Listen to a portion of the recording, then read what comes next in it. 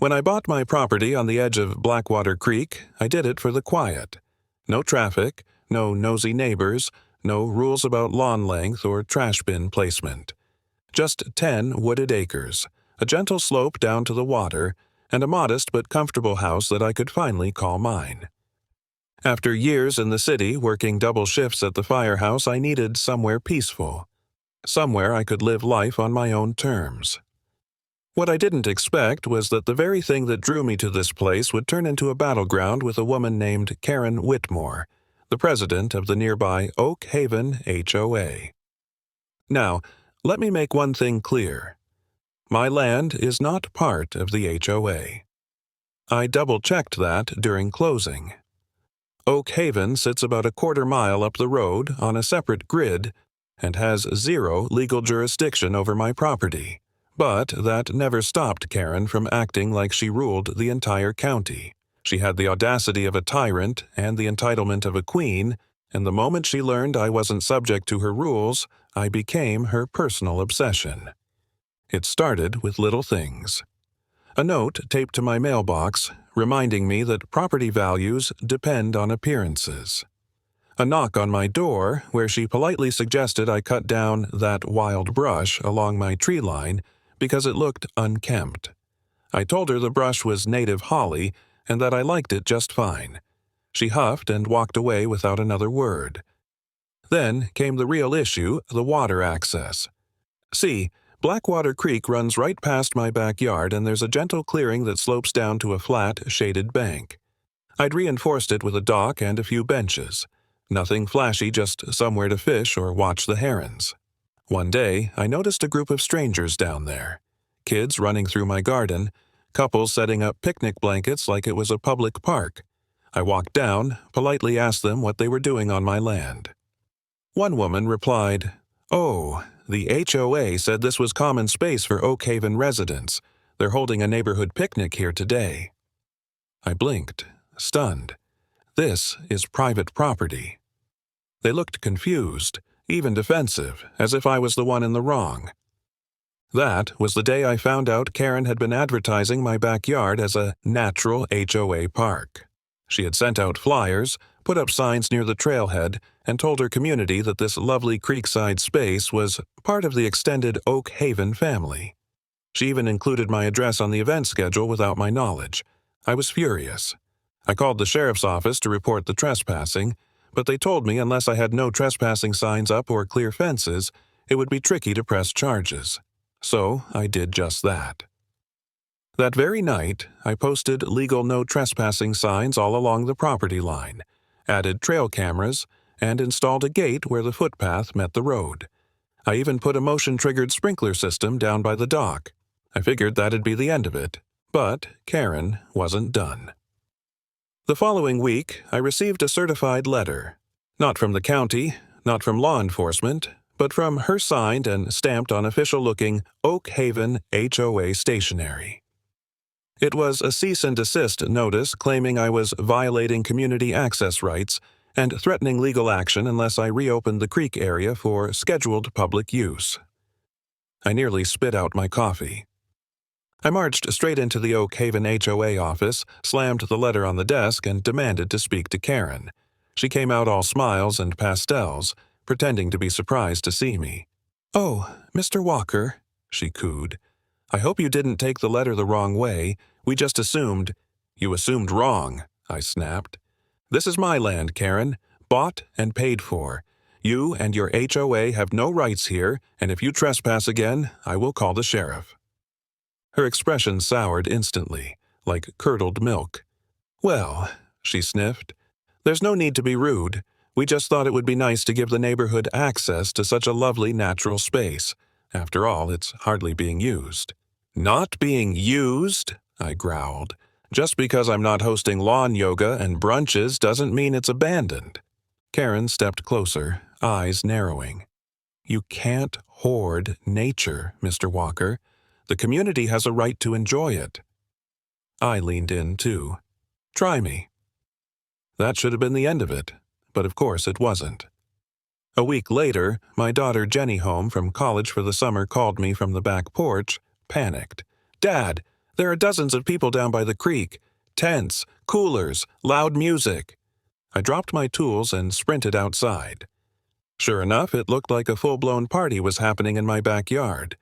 People in lawn chairs, a bounce house, even a damn catering truck. And, at the center of it all, Karen Whitmore, sipping from a wine glass like she owned the place. I stormed down the hill, fury building with every step. "What in the hell do you think you're doing?" Karen turned, eyes wide with feigned innocence. "Oh, I'm so sorry, Mr. Walker. We thought we'd give it one more go. The HOA's summer social was too big for the clubhouse this year, and everyone loved the creek last time. Isn't it just perfect here?" I was about to explode, but then something clicked in my mind. A reminder of the permit I had filed with the Department of Wildlife months ago, the one Karen had probably never bothered to look up. I let out a long, slow breath, smoothed my shirt, and nodded. "You're right, Karen. It is perfect. I just hope you reminded everyone to stay behind the yellow markers near the dock." Karen blinked. "Markers?" I smiled. "Yes, the safety boundary around the breeding area. You know where the crocodiles nest?" Her wine glass tilted. I'm sorry. Did you say crocodiles?" "Oh, yes," I said, pulling my wallet and flipping to the laminated permit. "See, under state law, I'm fully licensed to house and care for a legal breeding pair of American crocodiles. They're part of a conservation program. Totally legal, totally protected, but also very territorial, especially during nesting season. They don't like strangers." Karen's face turned ghost white. Right on cue, one of the guests near the dock screamed. There was a splash, a flash of something long and scaly cutting through the water, and total chaos erupted. I smiled wider. They had no idea what they'd walked into. Karen's wine glass shattered as it hit the ground, and she stumbled back like I'd told her the devil himself was sunbathing at the dock. One of the guests screamed, "Did he say crocodiles?" And the entire picnic unraveled in seconds. People tripped over folding chairs, dumped lemonade over their laps, and screamed at their children to get away from the water. A man in flip-flops dropped a tray of burgers while backing away, and a woman in a sundress face-planted into the potato salad. And me? I just stood there, arms crossed, watching the chaos like it was performance art. Karen spun toward me, her voice shrill and desperate. "You can't be serious. You have actual crocodiles back there? That's insane. That's dangerous." I held up the laminated permit again like it was a shield. "Perfectly legal, Karen. Issued by the State Wildlife Department. The American crocodile is a protected species. I applied to house a pair for conservation purposes. It's part of a local breeding initiative. You know, science and all." She sputtered, eyes darting wildly to the dock and back to me. But you didn't warn anyone." I shrugged. "You weren't supposed to be here. There are no trespassing signs all over the place, and that new fence you all conveniently stepped over, that's not decoration, it's a legal boundary." The reality began to settle into the crowd. The laughter and chatter had been replaced by whispers and frantic gathering of things. People huddled like deer sensing a predator. Karen's jaw worked like she was trying to spit out an entire novel, but couldn't form a single coherent sentence. She turned to a tall man beside her, one of the HOA board members I'd seen before. We have to leave. Get everyone out of here." He nodded quickly and waved to the crowd. "Everyone, let's move. Back to the neighborhood go now." Parents scooped up their children. Grandmas waddled as fast as they could manage. The bounce house deflated like a dying balloon. People left half their belongings in panic, practically throwing their coolers and blankets into the trunks of their cars. A few guests cast nervous glances back toward the creek, where the water shimmered with eerie stillness. My crocodiles weren't out in the open anymore, but that was the point. They could be anywhere. I waited until the last SUV peeled away before walking back to my house, whistling all the way. Jenny was waiting on the porch, grinning like she'd just seen the best episode of her favorite show. "That was amazing," she said, laughing. "I thought one lady was going to cry when you said the word breeding season." "She should have," I replied. "I wasn't kidding." Because, truth be told, I really did keep a breeding pair of crocodiles. They weren't massive Hollywood movie monsters, but they were large enough to command respect. I'd inherited them through a friend at the Wildlife Center years ago, and they'd lived in a reinforced enclosure along the far edge of the creek, hidden behind brush and fencing. State officials inspected the space annually, and I followed every rule down to the letter. What Karen didn't know was that I hadn't just threatened her guests with crocodiles, I had legally terrified them. And now, I had the footage. You see, while Karen was busy turning my property into a neighborhood picnic zone, my trail cameras were doing their job. High resolution, night vision, audio. I had crystal-clear shots of her cutting the zip tie on my gate, leading guests down the trail, and setting up shop beside the very sign that said, "Private property, no trespassing." That alone was enough for criminal trespass. But the real cherry on top? Her little speech to the crowd. Thanks to the microphone hidden in the birdhouse near the trail, I heard every word. "I know the guy who owns this land. He doesn't mind if we use it. Just act like you belong, and we'll be fine." That recording would come in handy. The next morning, as expected, a letter arrived. Folded into a thick envelope with gold-accented Oak Haven HOA stationery, it was the most aggressive apology I'd ever read. Karen called the incident an unfortunate misunderstanding, claiming she had been told the land was community-owned and had no idea about any dangerous animals. She demanded I relocate the wildlife to prevent future threats, and strongly encouraged me to consider opening a dialogue with the HOA about safe community use. I read it twice, laughed, then filed it directly in the trash. Instead, I made my own move. I gathered my camera footage, the audio recording, and copies of my wildlife permits and dropped them off at the sheriff's office. The deputy on duty, a guy named Dean, who had been hunting buddies with my cousin, gave a low whistle as he watched the footage. "She really brought 75 people onto your land? With kids? Next to a croc enclosure? Yep. And then trespassed, ignored the posted signs, and lied about knowing you?" I nodded. "That about covers it." Dean sat back in his chair shaking his head. "That woman's dumber than a bag of bricks. We'll file the report. That kind of organized trespass isn't just rude, it's illegal, especially with documented wildlife involved.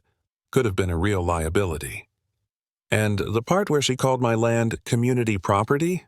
I asked. He smirked. "That's fraud. Depending on how far she pushed that line with her HOA, she could be in hot water with her own board."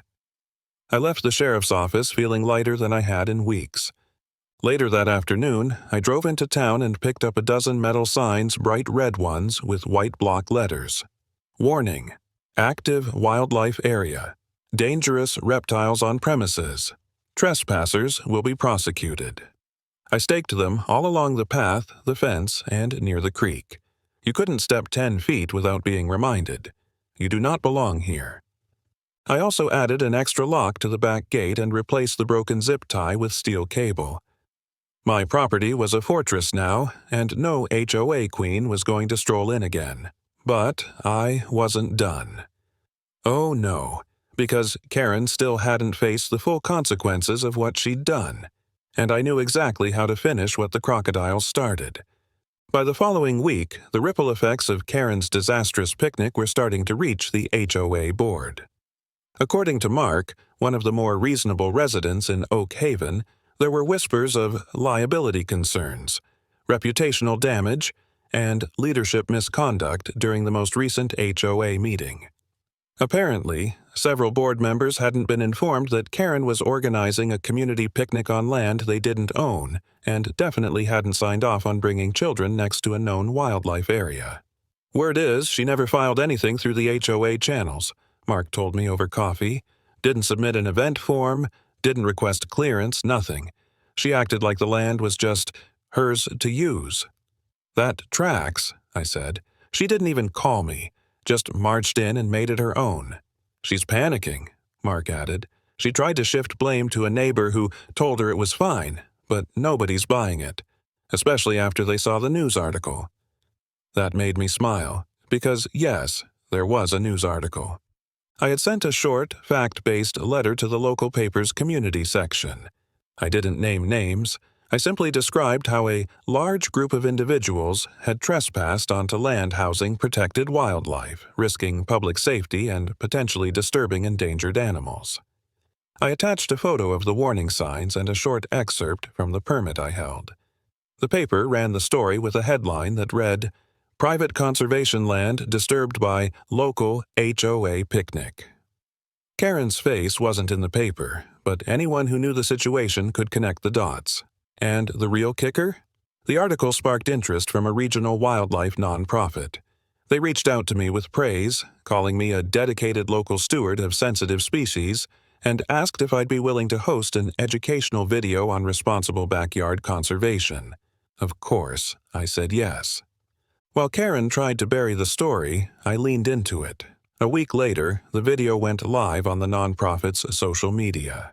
It showed the natural habitat I'd built, explained how my crocodiles were part of a breeding project, and ended with a simple but strong message: respect private land. Respect wildlife. It went mildly viral in our community. Suddenly, I wasn't just the guy with crocodiles. I was the responsible landowner who stood up for conservation.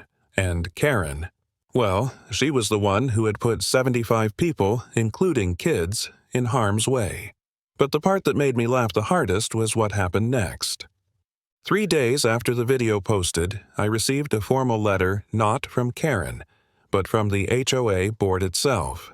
It read, "Dear Mr. Walker, we would like to extend our sincerest apologies for the recent incident involving an unauthorized event on your private property. The Oak Haven HOA does not condone trespassing, nor were we aware of any community gathering scheduled for that date or location. We have taken steps to ensure that future events are properly vetted through official channels. Please know that the HOA fully respects your rights as a private landowner and appreciates the valuable ecological work you are doing.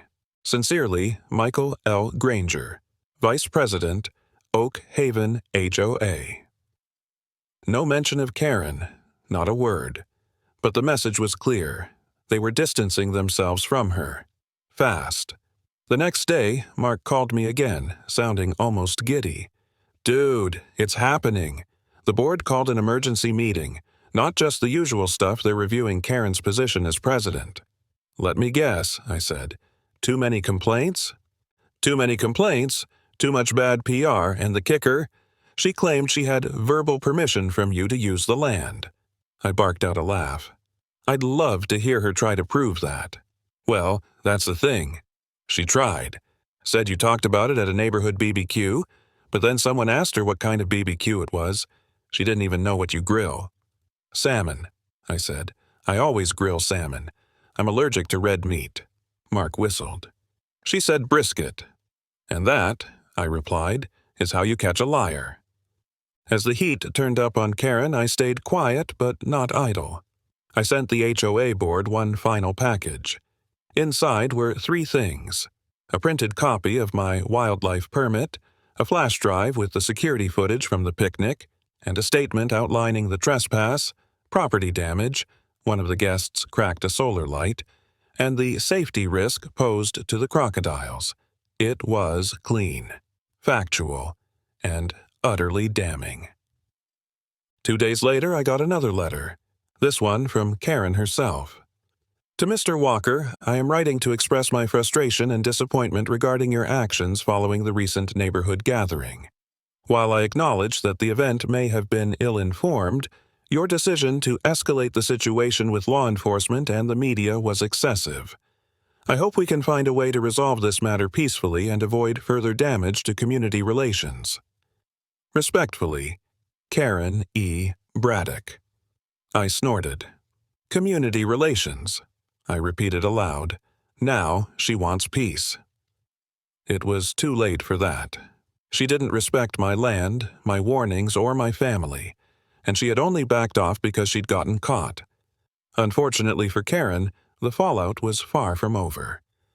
Mark rang my doorbell the next morning with the kind of grin people usually save for winning the lottery. "You're going to love this," he said, pulling out his phone. He handed it to me and pressed play. It was a video clearly taken on someone's phone of last night's HOA emergency meeting. Karen stood at the front of the room, arms crossed, defiant. The video zoomed in just as one board member, a tall woman with silver hair and a stack of papers, stepped forward and read aloud.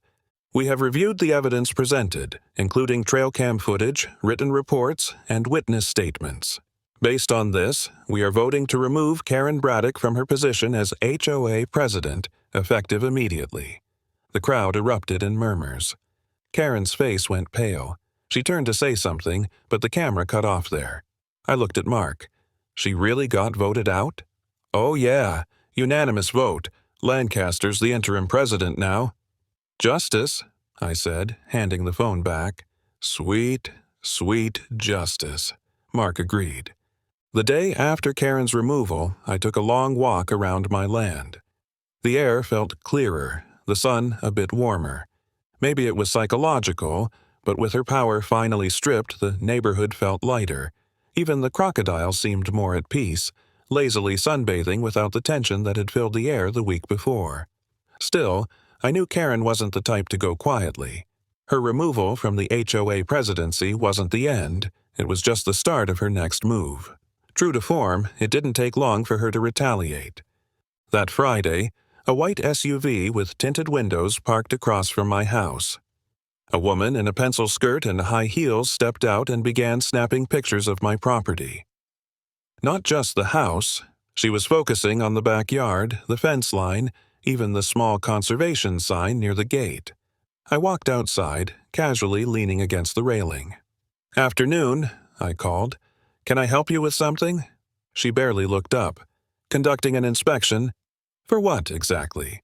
"Anonymous tip," she said. "Claim of unauthorized animal enclosures and fencing violations from the Homeowners Association." I grinned. "The same HOA whose president just got removed?" She looked up then, finally giving me her full attention. "Be that as it may, I'm from County Compliance. We're obligated to investigate any credible report." I nodded slowly, then motioned to the side gate. "Feel free to take a look. Just don't get too close to the fence, you'll make the crocs nervous." She froze. "I'm sorry. The crocs?" "Crocodiles," I said plainly. "Breeding pair. Fully legal. Permitted by the state. Documents are inside if you need copies." The shift in her expression was priceless. She spent about 10 minutes walking the perimeter, keeping a very respectful distance from the enclosure. Eventually she returned, scribbling something into her notepad. "Everything appears in order," she muttered. "Would you like copies of the permits anyway?" I offered. "No, that won't be necessary. I have your file on record already. Thank you for your cooperation."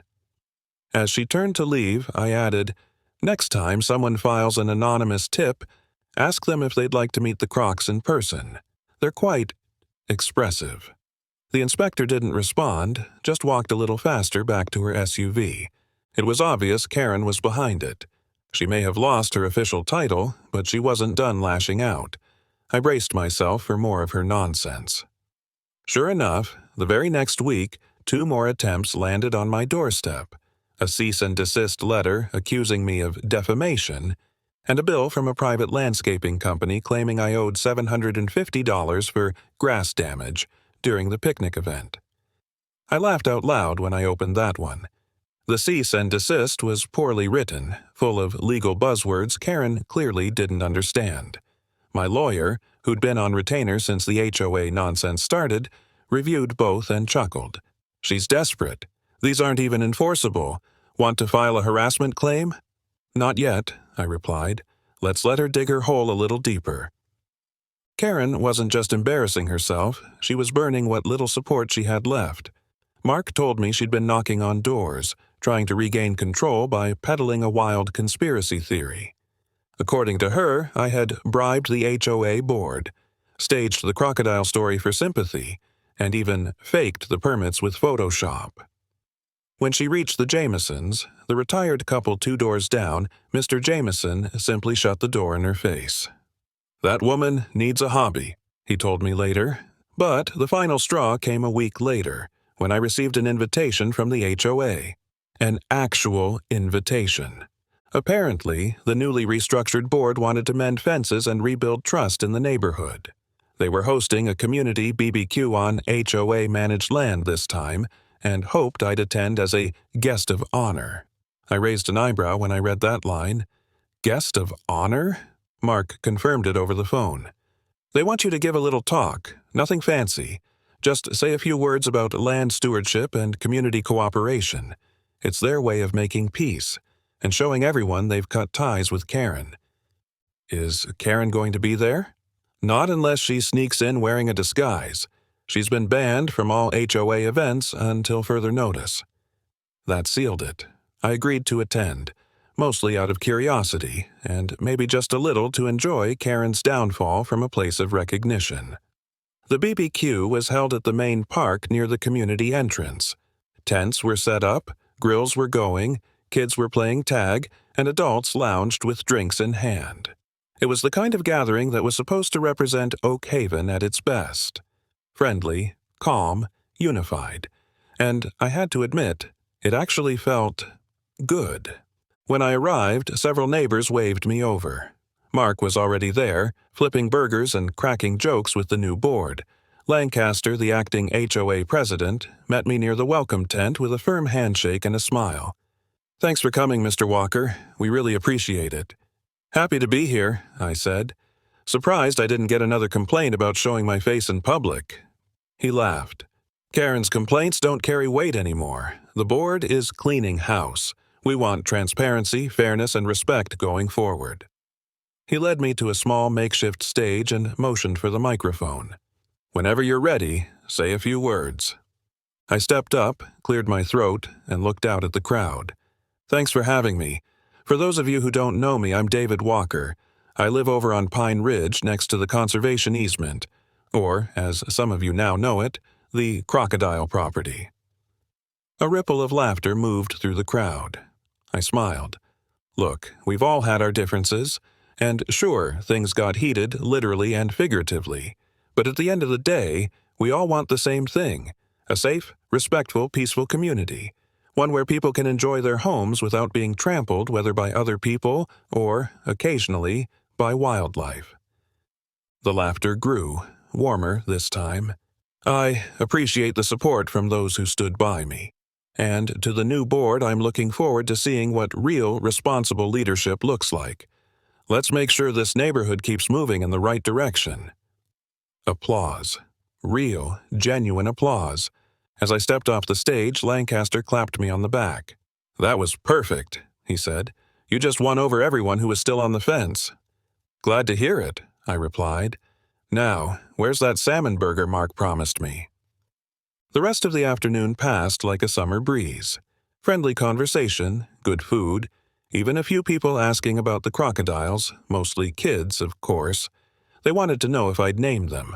I told them the crocs were named Justice and Consequence. Even the adults chuckled at that. But as the sun dipped low, I noticed a familiar shape across the street. A beige jacket, blonde hair pulled too tight, sunglasses, and a scowl. Karen. She was standing near the bushes just outside the park boundary, glaring daggers at the celebration she wasn't allowed to join. I didn't wave. I didn't speak. I simply met her gaze with a calm, quiet stare. Then I turned my back on her and rejoined the party. She had made her choices, and I was finally done paying for them. By the time I arrived home after the HOA BBQ, I thought that was the end of it. Karen had been humiliated, the neighborhood was finally at peace, and the board seemed committed to keeping her at bay. But I had underestimated just how delusional and persistent Karen could be. Because the very next morning, I woke up to the sound of a loud thud against my fence, then another, then yelling. I slipped on my boots and headed outside, already annoyed. As I got closer to the back of my property, I saw it Karen, red-faced and panting, standing just outside the conservation fence. Behind her, a group of about 10 people, some I recognized from the picnic disaster, were scattered across the grass. Folding chairs, coolers, and picnic baskets littered the field. A few kids were running dangerously close to the enclosure. I nearly shouted right then, but I took a breath and strode up calmly. "Karen, I said, voice cool. What part of do not trespass do you still not understand? She spun to face me like she'd been caught in the middle of a bank robbery. This isn't trespassing, she snapped. This is community land. I blinked. Community land? Karen, are you actually claiming again that this property belongs to the neighborhood? Karen crossed her arms. You can't keep all this land locked away from the community. It's selfish. The kids need open space, and we're just trying to enjoy a day out. You're not even using it. I felt the vein in my forehead throb. Karen, we've been over this. This is private property. Not only do I own the land, but the state also recognizes it as a legally protected breeding site for crocodiles. Crocodiles, Karen. She scoffed, waving toward the enclosure. You keep saying that like it's supposed to scare me. I've walked past this fence for years and never seen a single one. As if summoned by her arrogance, a deep growl echoed from the tall grass inside the fence. A heavy splash followed. Then, slowly and ominously, the long, armored snout of one of the crocs broke the surface of the water and turned directly toward us. Karen flinched, but tried to hide it with a nervous laugh. Oh, please. That thing's probably tame. I took a deliberate step forward and lowered my voice. You're on camera. You've brought people onto my land without permission, and now you're standing feet from an enclosure holding a protected, aggressive animal species. If you don't want to be on the news again, or in the ERI, suggest you pack up your lemonade and get off my land. She glanced at the others. A few parents were already tugging at their kids, realizing this had gone too far. One of them muttered, You didn't say there were actual crocodiles. Karen's face twisted in fury. This isn't over, David. I folded my arms. You keep saying that, but it keeps being over. With a frustrated huff, Karen spun on her heel and stormed off, the rest of her picnic party trailing behind her like embarrassed ducklings. I stood there until they were off my property, then walked the perimeter to check the fence. One of the posts near the far corner had been scratched, probably from someone trying to tie a tarp or flag to it. Nothing too damaged, but it was the last straw. I called the local police station and filed a formal report. Trespassing, endangering wildlife, hosting an unauthorized public event on private land. Since the conservation tag on my property made it subject to additional protections, they took it seriously. An officer came by later that afternoon and took photos, even speaking with some neighbors who had witnessed the gathering. Karen, it turned out, had outdone herself this time. That same week, I also filed a complaint with the State Wildlife Agency. It wasn't about revenge, it was about safety. If anyone had been hurt, or if the crocs had become agitated and acted unpredictably, the fallout would have been catastrophic. I submitted my footage, the photos of the picnic setup, and a full written statement. It didn't take long for the consequences to land. 3 days later, Karen was served with a notice of investigation for violating the Wildlife Preservation and Public Safety Act. That alone carried fines of up to $10,000 and the potential for criminal charges depending on the outcome. Meanwhile, the HOA board called an emergency meeting not to punish me for once, but to discuss whether Karen's repeat violations and legal troubles made her ineligible to live in the community altogether. The bylaws, it turned out, were very clear. Any resident who posed a repeated threat to neighborhood safety was found guilty of violating state law on HOA property, or caused significant financial liability to the association, could be removed by vote. I didn't go to that meeting, but Mark did, and when he called me afterward, he couldn't stop laughing. They actually held a vote, he said between chuckles. It was unanimous. Karen has 60 days to sell her house and leave Oak Haven. I blinked. They're kicking her out? She'll still have due process, of course, but with the state investigating and half the neighborhood sick of her, she doesn't have a leg to stand on. She's finally being evicted from her own life. I couldn't help the smile that crept across my face. It felt poetic, fitting. Justice delivered not by rage or vengeance, but by rules she had bent too far for too long. I spent that weekend tending to my garden, checking on the crocs, and enjoying the silence. A few neighbors even stopped by to thank me for standing up to her, to apologize for not doing it sooner, or just to say they felt safer knowing someone was willing to push back. One family brought over homemade cookies. Another offered to help me replant a patch of wildflowers that Karen's crowd had trampled. It was the first time I really felt like part of a community not run by fear, but by mutual respect. That night, as the sun dipped low over the pond and the crocs rustled in the grass, I poured myself a drink and sat by the porch, watching the last streaks of light paint the sky orange and gold. Karen's final move had backfired in every way imaginable. And she was out of time. The countdown to Karen's forced departure ticked down with all the subtlety of a wrecking ball. Word had spread fast after the HOA's emergency vote, and while Karen maintained her smug smile in public, you could tell the cracks were beginning to show. Her hedges weren't trimmed. Her roses had wilted. And for the first time since I'd moved in, she wasn't strutting through the neighborhood like she owned it. In fact, she barely left her house. At first, I expected some grand retaliation, one last swing of her HOA tyrant scepter, but it never came. Instead, what followed was even more entertaining. Karen began to beg. Quietly at first. She called several of the HOA board members, pleading for reconsideration, but no one budged. She sent a letter to the board offering to step down voluntarily and undergo re-education in proper homeowner conduct. It read like a confession written by someone who just realized the walls were caving in. But the most bizarre moment came a week later when she showed up on my porch with a plastic container of brownies. I stood in the doorway, arms folded, staring at her like she'd grown a second head. "Brownies?" I asked flatly. Karen smiled, but it didn't reach her eyes. Just a friendly gesture. To clear the air. I didn't move. "You trespassed on my property, lied to the police, invited children onto a conservation site that houses literal crocodiles, and now you're handing me chocolate." She shifted uncomfortably. "It was all a misunderstanding. We're neighbors, David. We should be working together, not escalating things." It took every ounce of strength not to laugh. "Karen, I'm not the one who escalated anything. You brought 75 people to my backyard and ignored every warning I gave you." Her smile faltered. "You've made your point."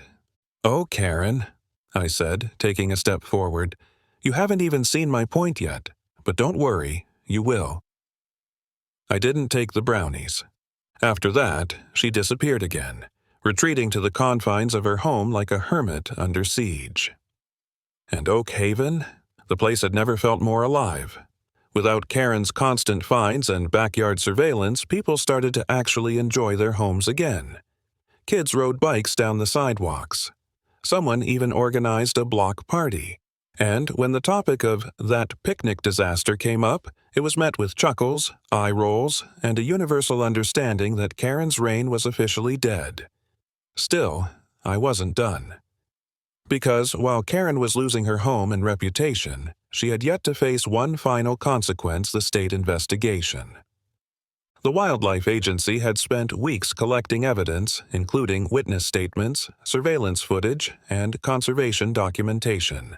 And while Karen had tried to spin her little picnic stunt as an innocent gathering, the authorities weren't buying it. Not when they had footage of children within 20 feet of a legally marked crocodile enclosure. I got a call from the lead investigator, a stern but fair woman named Agent Martinez. "Mr. Halston," she said, "I wanted to inform you personally, our investigation has concluded. We'll be filing formal charges against Ms. Reynolds for endangering protected species and unlawful encroachment on a registered conservation site." I nodded slowly. "So, what happens now?" "She'll be fined and possibly face probation," Martinez replied. "And the best part? The HOA will be named in the citation as well, since they funded the event, which means they'll have to pay too." I couldn't help but grin. That is the best part. A few days later, I received a letter from the state in official recognition of my cooperation in preserving the breeding habitat.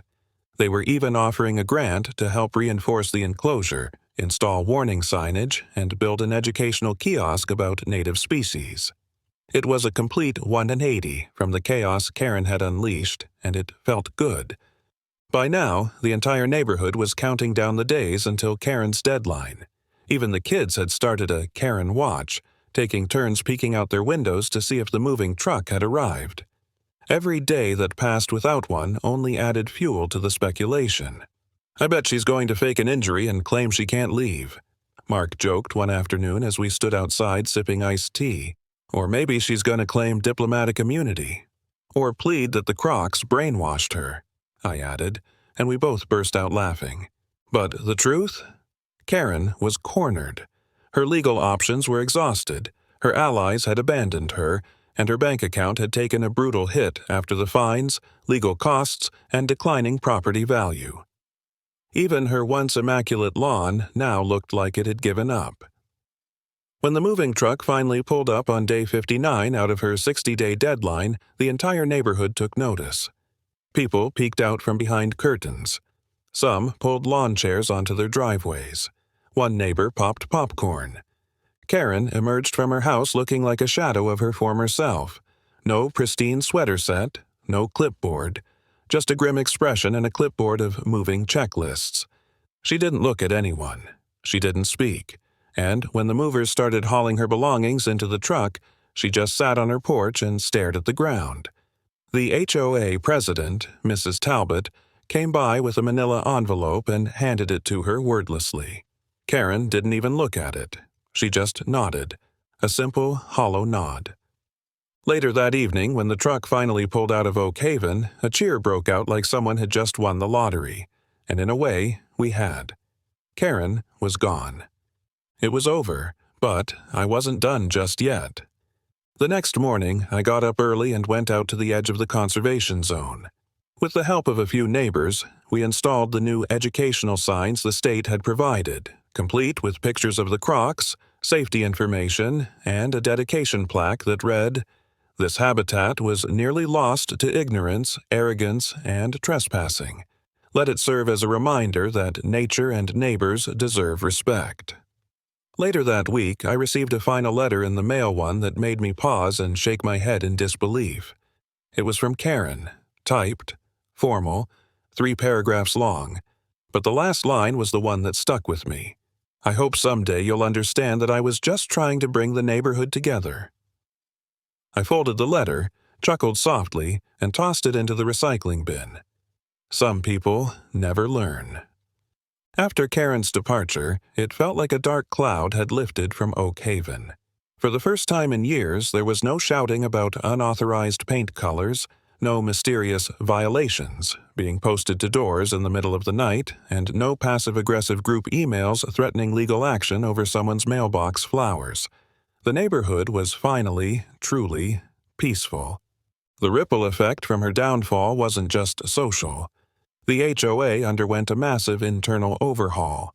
With the former president booted and a few of her loyal cronies resigning out of sheer embarrassment, fresh blood was brought in. People who actually lived here, who actually cared. One of the new board members was a single mom named Lila, who had been fined by Karen for having sidewalk chalk on her driveway. Another was Mr. Grayson, a retired biology teacher who had always wanted to turn one of the vacant lots into a community butterfly garden. Their first official act? Removing over 20 arbitrary regulations that Karen had added over the years. Lawn gnome restrictions, pet leash lengths, hedge trimming specifications. Gone. All of it. The absurd micromanagement of people's lives was finally over. And when the new bylaws were posted, someone pinned a sticky note under them that simply read, "Not today, Karen." But the biggest change? People started treating the crocodile enclosure with respect. Instead of seeing it as some weird, scary swamp behind my house, families began visiting the area to learn. With the state's support, we put in a viewing deck and a few benches. On weekends, I gave short educational talks about native species and what it meant to protect them. It was wild to see kids who once ran away from the word crocodile now asking me about nesting seasons and feeding habits. My pair of Crocs, whom I'd lovingly named Mamba and Duke, had gone from HOA scapegoats to local celebrities. One of the kids even made a fan page for them on social media. Now, don't get me wrong. There were still occasional raised eyebrows when people learned I housed breeding crocodiles legally, but with proper fencing, clear signage, and 0 incidents, most skeptics came around. The state even featured our little site in their annual wildlife conservation newsletter. Who would have thought? Then, about a month after Karen left, something truly unexpected happened. I got a package in the mail, no return address, just my name written in surprisingly neat cursive. Inside was a small frame. I opened it carefully, bracing for some final Karen jab, but what I found stopped me in my tracks. It was a photo. One of the children from the HOA picnic, probably snapped by a parent before all hell broke loose, sitting on a blanket, laughing, with Mamba sunbathing a safe distance behind the enclosure. Scribbled beneath it in marker were the words, "Thank you for protecting them." It hit harder than I expected.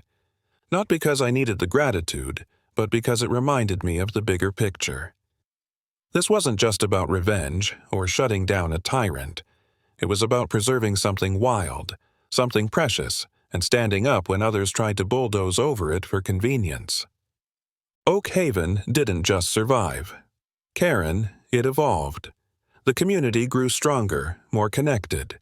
People were talking to their neighbors again, sharing resources, helping each other. A group of teenagers even organized a weekend cleanup of the trail near the croc enclosure.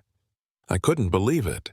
The very teens Karen used to chase down for riding skateboards now had a group chat called Croc Crew.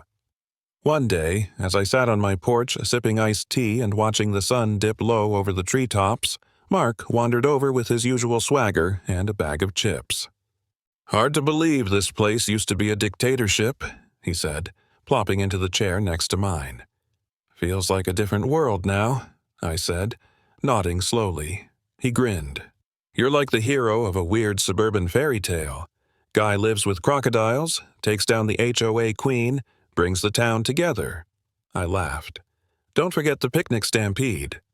"Ah, yes, the great crocodile stampede of Oak Haven. They'll be telling that story for decades." We sat in silence for a while, just enjoying the calm. The birds chirped. A breeze rolled through the trees. For once, no one was shouting about mulch or patio furniture, but, of course, it wouldn't be Oak Haven without one final twist. Later that week, a man from the local paper stopped by. Apparently, someone had submitted a nomination for Neighbor of the Year, and guess whose name was on the top of the list? Yours truly. "Mr. Halston," he said, adjusting his camera strap, "we'd love to feature you in our Community Champions column. Can we get a photo of you near the crocodile enclosure?" I blinked. "You want to put me and the crocodiles in the paper?" He grinned. "After what happened? Absolutely. You're kind of a local legend now." Mark, who had overheard from the sidewalk, yelled, "Make sure they get his good side," before bursting into laughter. And just like that, the man who once kept to himself, who only wanted a little peace and some wild space in his backyard, was now the face of a neighborhood reborn. The photo ran the next Sunday. The headline, "From Picnic Panic to Peace: How One Man and Two Crocodiles Saved Oak Haven." I clipped it out and framed it right next to that anonymous thank you photo. They sit on the wall of my office now, constant reminders of how far we've come and how wildly unpredictable life can be when you mix HOAs with apex predators. In the end, Karen didn't just lose her seat on the board. She lost the thing she craved the most: control. And while she might have thought her rules, her parties, and her ego would leave a lasting mark on Oak Haven, it turns out the only real legacy she left behind was a cautionary tale. A tale about what happens when you ignore boundaries, dismiss warnings, and think you're above nature and neighbors. And me. I'll keep living my quiet, croc-filled life, watching the seasons change, the kids laugh, the community grow. Every so often, someone still jokes about planning another picnic, to which I simply reply, only if Mamba and Duke are invited. Because around here, we've learned one important truth: respect the land. Respect your neighbors, and, for the love of all that is peaceful, don't mess with the crocodile guy.